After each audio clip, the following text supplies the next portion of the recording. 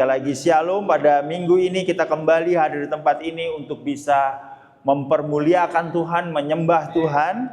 Karena Dia adalah yang layak kita sembah. Dia adalah Tuhan yang layak kita agungkan. Amin saudara. Pada hari ini kita akan belajar satu kebenaran firman Tuhan, yaitu Christ is enough atau Kristus cukup bagiku.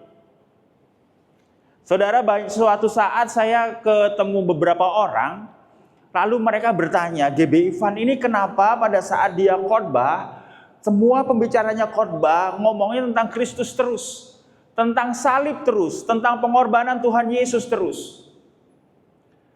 Kami kan perlu juga diajarin bagaimana memberkati orang tua, tidak jadi batu sandungan, parenting, atau apapun.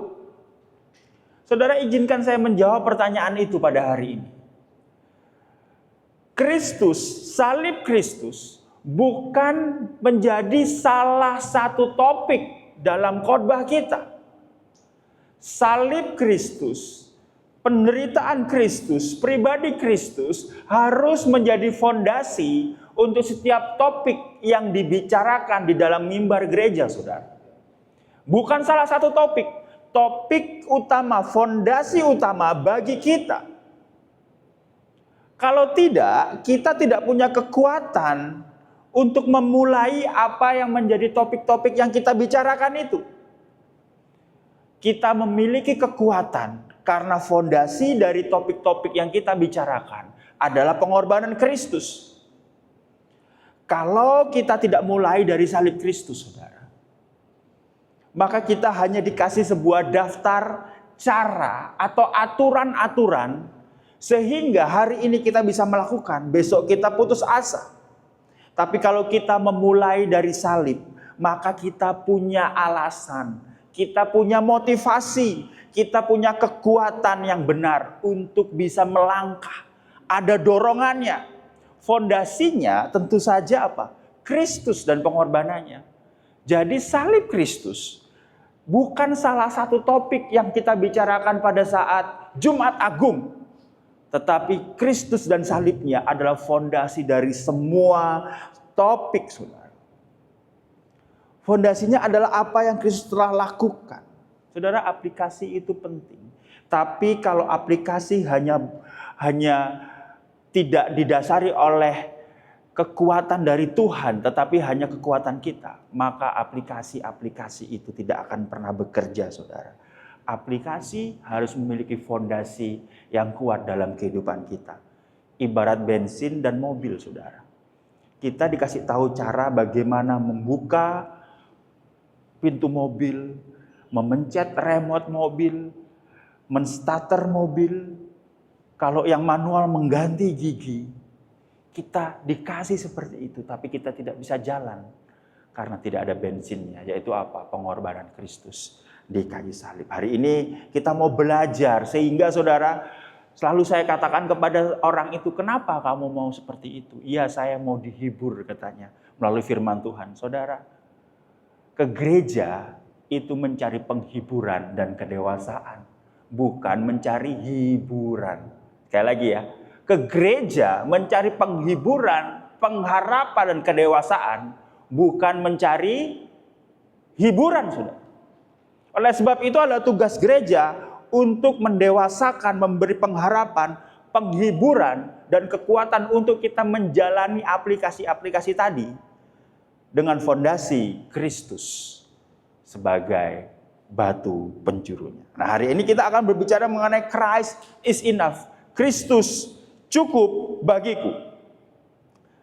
Saudara, di Thailand ada seekor monyet namanya Uncle Fatty, saudara. Monyet yang ada di, baca sendiri, Bang Kuntiang. Nah, Thailand pokoknya, saudara ya. Taunya saya Tom Yam aja, saudara ya. Ya, Sam ya, taunya Tom Yam ya. Kebetulan Sam kemarin ke Excelsior, saudara. Nah, dia ini, saudara, mengalami obesitas parah dan saya nggak tahu apakah dia masih hidup sekarang. Tetapi Uncle Fatty ini nggak pernah cukup untuk menerima makanan. Tangan kanan ada makanan, tangan kiri ada makanan, mulut ada makanan, bahkan kaki, kedua kaki ada makanan, bahkan makanan berserakan. Tapi dia tidak pernah cukup karena dia rakus. Bagi Uncle Fatty, food is never enough. Dalam kehidupan kita, apakah Christ is never enough? Apakah Kristus tidak pernah cukup dalam kehidupan kita? Hampir 2 bulan ini kita berbicara mengenai berhala, saudara, dan ini yang terpenting. Kunci untuk terbebas dari berhala adalah kita mengerti bahwa Christ is enough, bahwa Kristus adalah cukup. Kalau kita tidak mengerti Kristus cukup dalam kehidupan kita, khotbah 1, khotbah 2, sampai 2-3 bulan, sampai 3 tahun kita berkhotbah mengenai Kristus, mengenai berhala, maka kita tidak akan bisa melihatnya sebagai sebuah masalah kalau kita tidak tahu bahwa Kristus itu cukup dalam kehidupan kita. Nah, mari kita baca dalam Filipi 3 ayat 4 sampai 11. Tapi karena saya baik, hari ini saya yang bacakan buat saudara semua. Katakan amin, saudara. Ayat 4. Sekalipun aku juga ada alasan untuk menaruh percaya pada hal-hal lahiriah, jika ada orang lain menyangka dapat menaruh kepercayaan pada hal-hal lahiriah, aku lebih lagi, kata Paulus. Disunat pada hari ke-8 dari bangsa Israel, dari suku Benyamin, orang Ibrani asli. Tentang pendirian terhadap hukum Taurat, aku orang Farisi. Tentang kegiatan aku penganiaya jemaat, tentang kebenaran dalam mentaati hukum Taurat, aku tidak bercacat. Tetapi apa yang dahulu merupakan keuntungan bagiku, sekarang kuanggap rugi karena Kristus. Malahan segala sesuatu kuanggap rugi karena pengenalan akan Kristus Yesus Tuhanku, lebih mulia dari semuanya. Oleh karena dialah aku telah melepaskan semuanya. Sekali lagi, oleh karena dialah aku telah melepaskan semuanya itu dan menganggapnya sampah, supaya aku memperoleh Kristus dan berada dalam Dia, bukan dengan kebenaranku sendiri karena mentaati hukum Taurat, melainkan dengan kebenaran karena kepercayaan kepada Kristus, yaitu kebenaran yang Allah anugerahkan berdasarkan kepercayaan. Yang ku kehendaki ialah mengenal Dia dan kuasa kebangkitannya dan persekutuan dalam penderitaannya, di mana aku menjadi serupa dengan Dia dalam kematiannya, supaya aku akhirnya beroleh kebangkitan dari antara orang mati. Saudara, kenapa Paulus menulis ini? Peringatan Paulus terhadap guru-guru palsu yang mengajarkan bahwa keselamatan itu memerlukan ketaatan, saudara. Ketaatan pada hukum Taurat, kamu harus disunat. Tetapi dalam perikop ini, Paulus menjelaskan kualifikasi dirinya terhadap menurut hukum Taurat yang setara atau bahkan lebih tinggi dari yang dibanggakan para guru palsu itu. Dan menyatakan bahwa semua itu tidak berarti apa-apa atau sampah dibandingkan dengan mengenal Kristus dan memperoleh Kristus. Saudara, mari kita fokus selama 30-40 menit ini sehingga kita tahu keindahan dan kemuliaan Kristus yang cukup bagi kita itu apa. Amin, saudara. Dari sini kita sudah tahu harusnya kita akan bahas apa, saudara. Dan kita akan mulai dari sini, saudara. Di ayat 4 sampai 6 dikatakan begini. Saudara, Paulus merasa ada hal-hal yang berharga dalam hidupnya, dan ini yang berharga dalam hidupnya. Next lagi. Nah, ini. Sekalipun aku juga ada alasan menaruh percaya kepada hal-hal lahiriah, kata Paulus. Aku ini ada alasan untuk aku ini percaya kepada hal-hal lahiriah. Jika ada orang yang menyangka dapat menaruh percaya pada hal-hal lahiriah. Artinya begini, Partius Julius, aku ini punya alasan untuk percaya terhadap apa yang dunia anggap berharga itu. Kalau Anda itu merasa apa yang Anda punya itu berharga, aku lebih lagi, lebih tampan misalnya, lebih keren. Apa yang disebut? Disunat pada hari yang ke-8. Dari bangsa Israel, dari suku Benyamin, orang Ibrani asli, tentang pendirian terhadap hukum Taurat, aku orang Farisi. Tentang kegiatan, aku penganiaya jemaat. Tentang kebenaran dalam mentaati hukum Taurat, aku tidak bercacat. Aku bisa bermegah, aku bisa sombong atas hal-hal ini, kata Paulus. Jadi saudara, Paulus itu sombong dengan apa? Dengan identitas dan statusnya. Disunat hari ke-8, bangsa Israel, suku Benyamin, orang Ibrani asli. Aku nomor 1. Aku ini keturunan ini loh. Aku ini anaknya ini loh. Margaku itu ini loh. Aku ini orang suku ini loh. Kadangkala itu yang kita banggakan, saudara. Atau ketaatan dan legalitasnya, moralitasnya.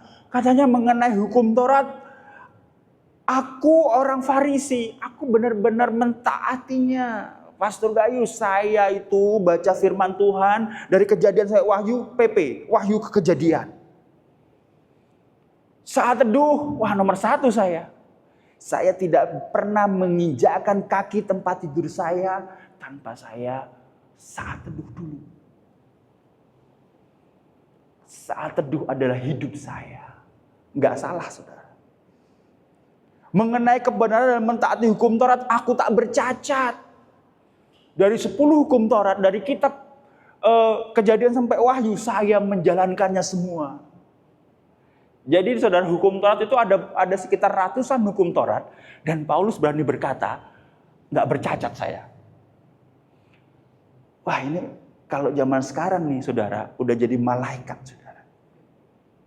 Berikutnya, semangat dan gairahnya tentang reputasi dalam pelayanannya, dibilang mengenai kegiatan aku penganiaya jemaat. Pada saat itu saudara, penganiaya jemaat itu adalah orang Yahudi nomor 1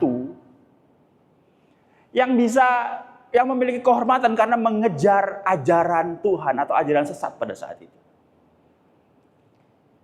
Kita juga begitu, seringkali kita, wah saya punya pelayanan ini, saya sudah melakukan ini. Suatu saat saya ketemu dengan seorang susu, saudara. Ada seorang om berkata begini, saya dulu ini pemarkasa dari doa fajar. Nah, saya nggak perlu sebutkan doa fajar di gereja yang sangat besar. Saya waktu itu sendirian datang setiap jam 4 pagi. Sendirian, lalu doa fajar itu rame, 5 orang, 10 orang, 20, 30 orang. Lalu berkata, itu saya dulu. Saya tanya, om, yuk mulai lagi kita jadi tim doa di sini. Wah, itu dulu, sekarang enggak. Itulah kita, saudara. Tapi apa? Tapi bagi Paulus, semua itu gagal memberi rasa cukup sejati kepada Paulus. Sadar atau tidak, bagi kita itu tidak bisa memberi rasa cukup sejati kepada kita karena kita tidak pernah cukup.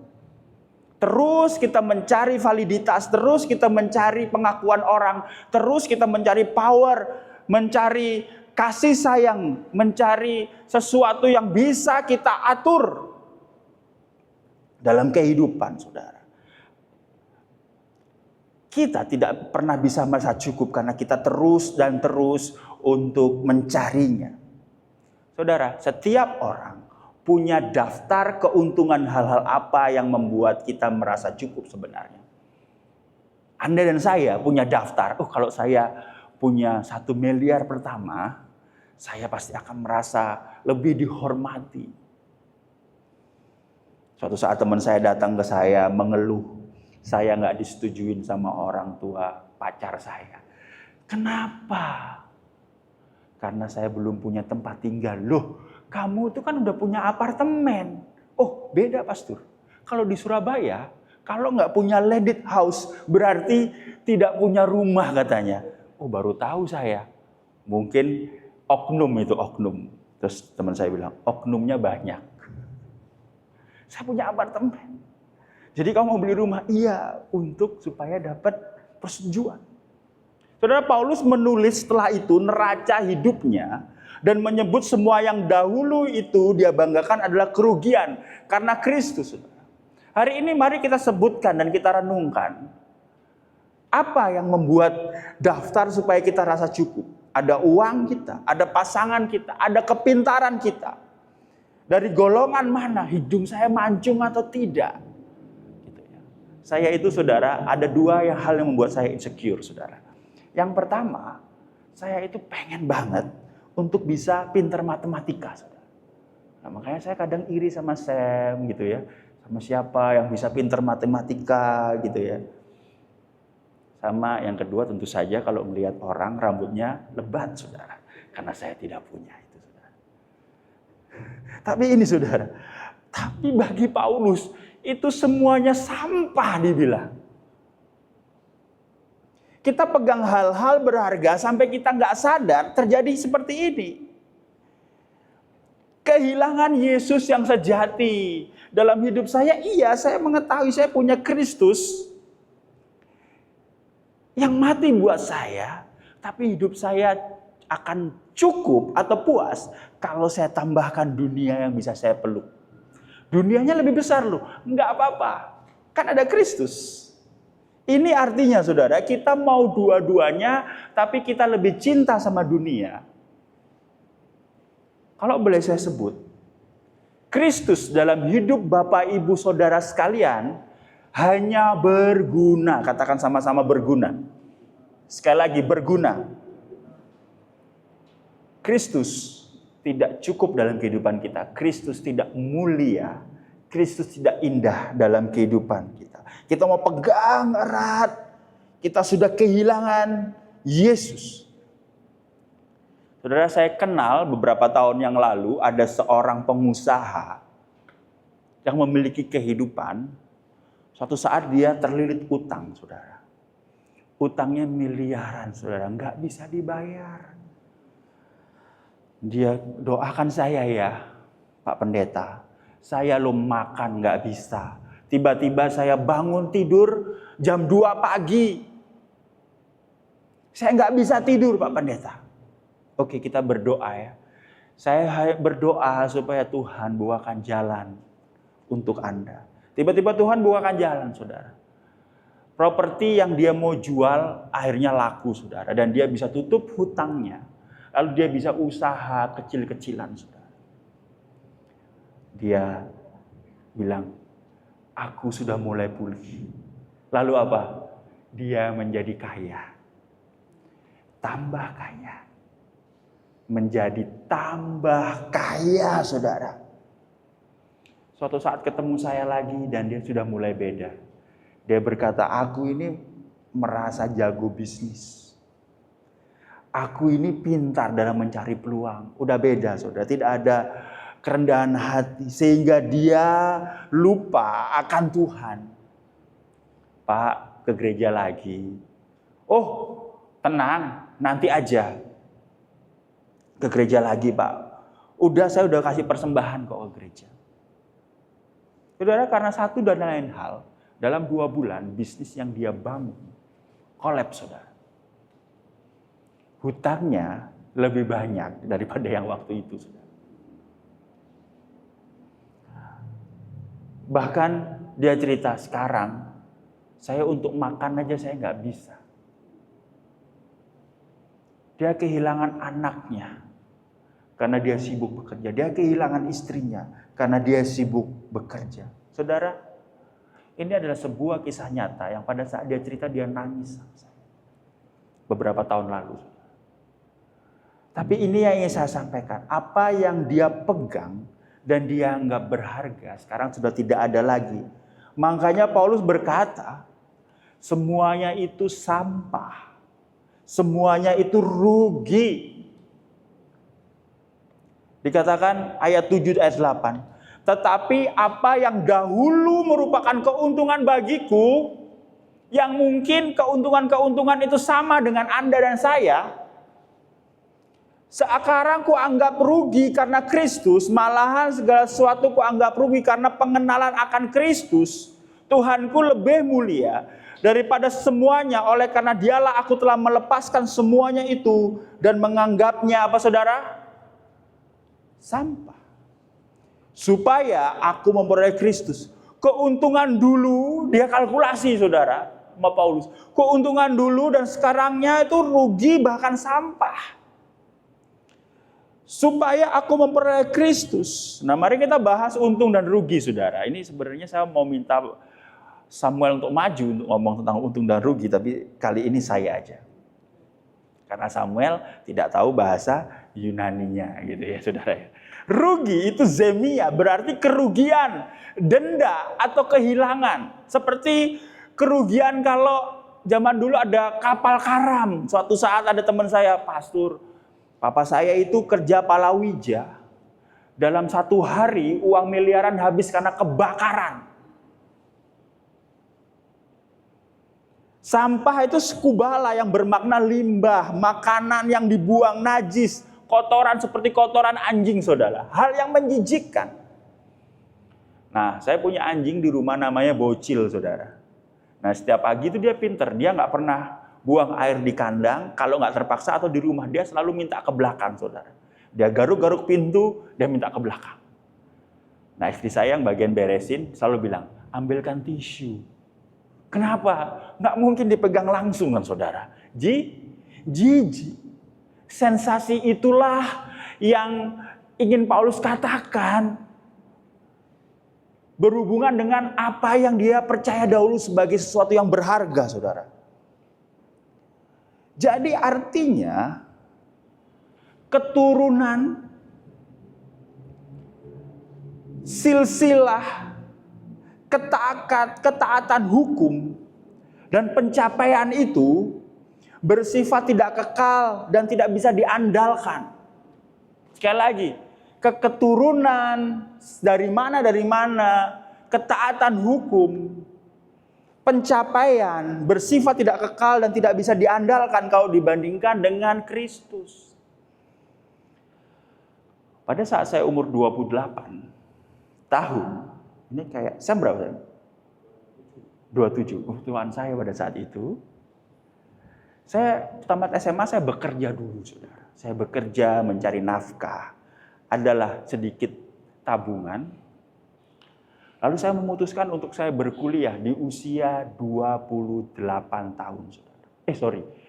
Saya berkuliah di usia 24 tahun. Lulus umur 28, saudara.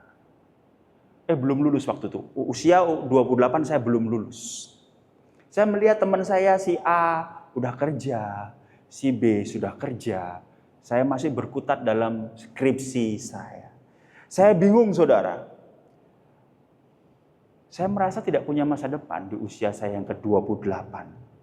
Sekolah pendeta lagi, saudara. Sekolah bisnis, nanti saya akan berbisnis gitu. Sekolah pendeta. Tapi ini, saudara, mari kita melihat rencana Tuhan dalam kehidupan kita. Kita memandang Kristus. Saya 28 tahun lulus, lalu saya bekerja sebagai full-timer gereja. Saya tabung, saya kuliah lagi. Umur 30 saya S2. Saya tabung. Umur 31 saya KPR rumah saya yang pertama. Saya nggak ngomong tentang pencapaian saya. Yang ingin saya ngomong kesalahan saya. Mengkhawatirkan Tuhan, apakah engkau bisa menjamin masa depanku dan mengatur masa depanku? Saya mau sekolah ini, saya mau bekerja ini waktu itu. Sampai saya lupa bahwa ada Kristus yang cukup itu, yang mampu memberikan hikmat kepada saya. Lebih lagi bagi yang self love gitu, saudara. Terlalu self love. Manusia itu termasuk diri kita sendiri tidak bisa kita andalkan. Tadi pencapaian nggak bisa andalkan, manusia tidak bisa kita andalkan. Yeremia 17 ayat 9, betapa liciknya hati, lebih licik daripada segala sesuatu. Hatinya sudah membatu, siapa yang dapat mengetahuinya? Hati kita licik. Hati Anda dan saya licik daripada segala sesuatu.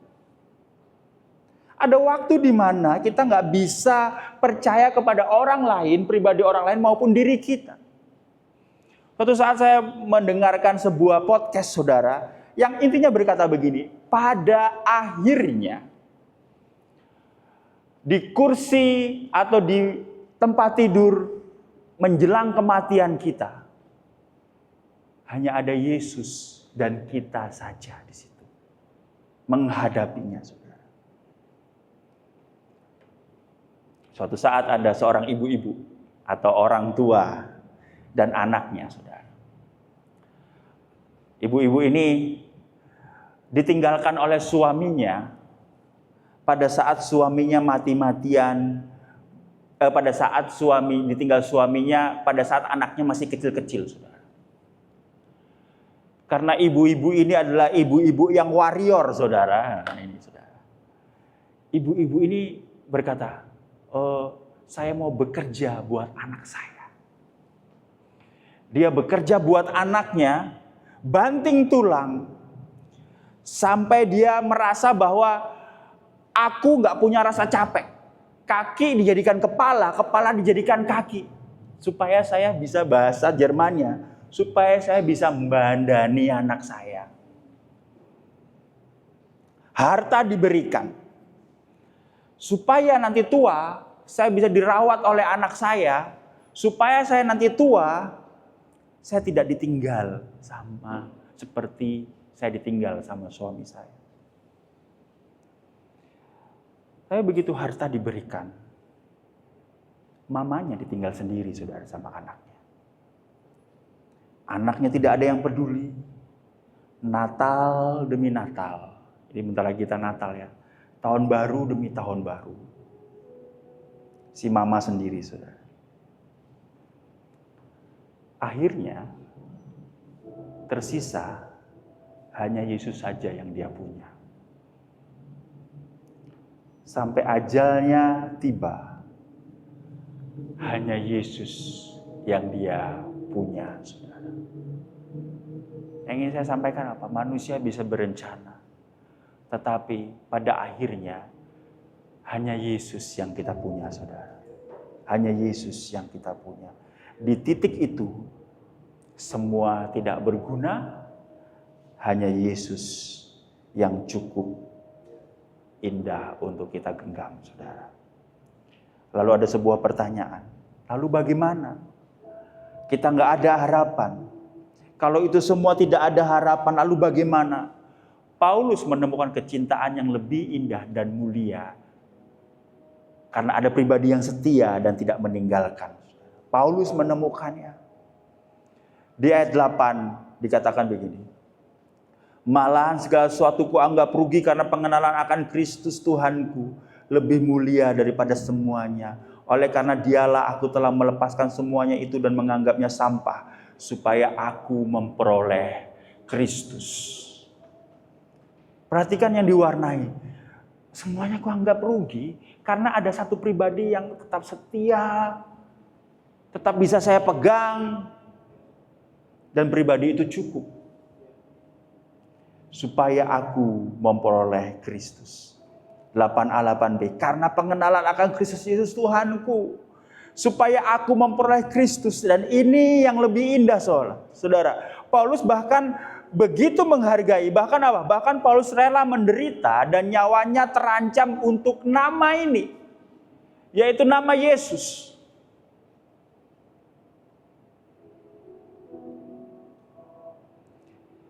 Kedua Korintus 11 ayat 22 sampai 30 saya akan bacakan singkat saja. Apakah mereka orang Ibrani? Nah, Paulus bergerak. Apakah mereka orang Ibrani? Aku juga orang Ibrani. Apakah mereka orang Israel? Aku juga orang Israel. Apakah mereka keturunan Abraham? Aku juga keturunan Abraham. Apakah mereka pelayan Kristus? Aku berkata seperti orang gila. Aku lebih lagi. Aku lebih banyak berjeri lelah. Lebih sering di dalam penjara. didera luar biasa, kerap kali dalam bahaya maut. 5 kali aku desah orang Yahudi, setiap kali 40 kurang 1 pukulan. 3 kali aku didera, 1 kali aku dilempari dengan batu. 3 kali aku mengalami kapal karam, sehari semalam aku terkatung-katung di tengah laut. Saya lompat saudara, ayat 27, aku banyak berjeri lelah dan bekerja berat. Kerap kali aku tidak tidur, aku lapar dan dahaga, kerap kali aku berpuasa, kedinginan dan tanpa pakaian. Dan dengan tidak menyebutkan banyak hal lain urusanku sehari-hari, yaitu untuk memelihara semua jemaat-jemaat. Jika ada orang merasa lemah, tidaklah aku merasa lemah juga. Jika ada orang tersandung, tidakkah hatiku hancur dan sukacita? Jika aku bermegah, maka aku akan bermegah atas kelemahan. Saudara, Paulus rela menderita, tidak hanya kehilangan harta lamanya itu, saudara. Paulus menggambarkan betapa besar rasa cinta dan syukurnya karena memperoleh Kristus dibandingkan hal yang lain. Mari kita renungkan, saudara. Pada titik ini saya berdoa supaya kita mengetahui dan mengerti bahwa Kristus itu cukup dalam kehidupan ini. Untuk berkata Kristus cukup tidak semudah itu, saudara, memang. Karena pergumulan dalam kehidupan kita tidaklah mudah. Tapi tadi sudah kita dengar, saudara, kesaksian yang mengatakan bahwa seorang pengusaha memegang erat apa yang dipercayai dan akhirnya hilang. Atau seorang ibu yang merasa anaknya menjadi harta paling berharga dan dia bekerja mati-matian untuk anak-anaknya.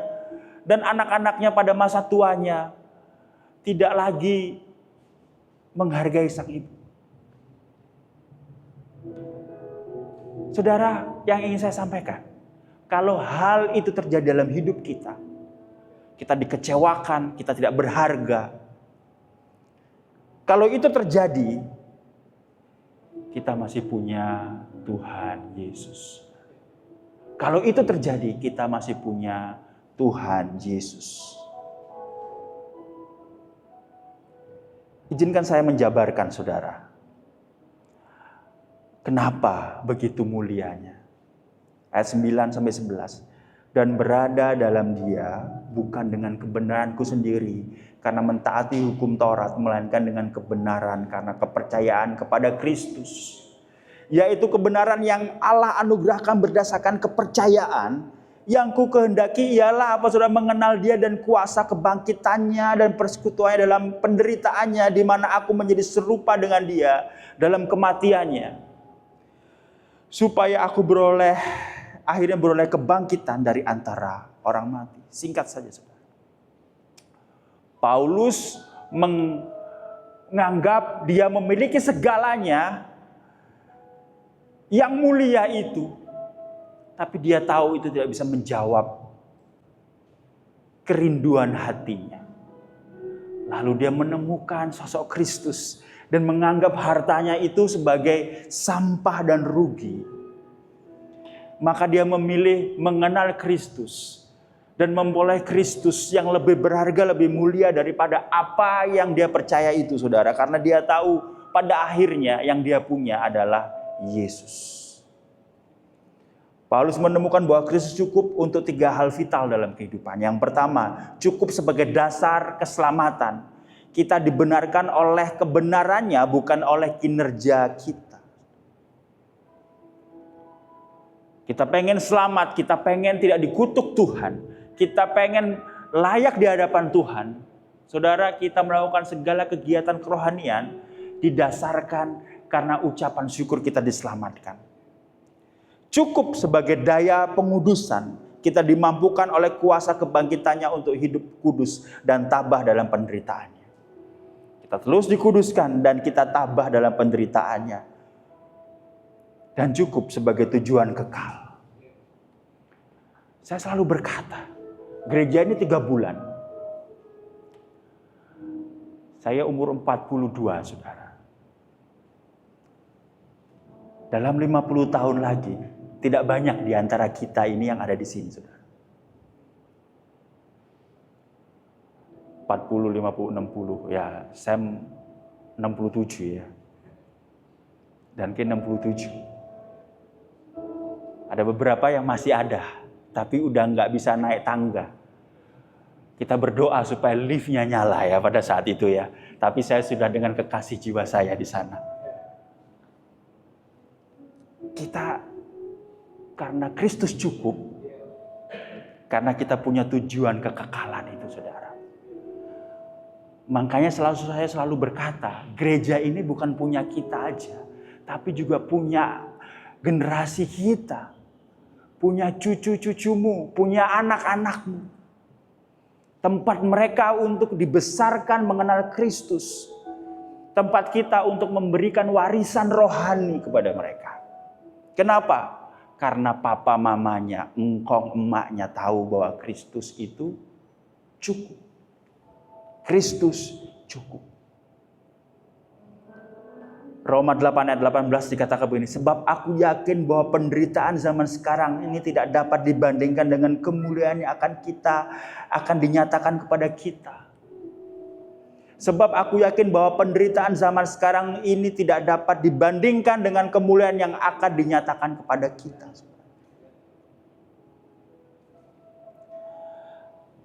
Ada seorang gitaris, ada yang penyuka musik rock, ada seorang gitaris musik band namanya Korn, K-O-R-N.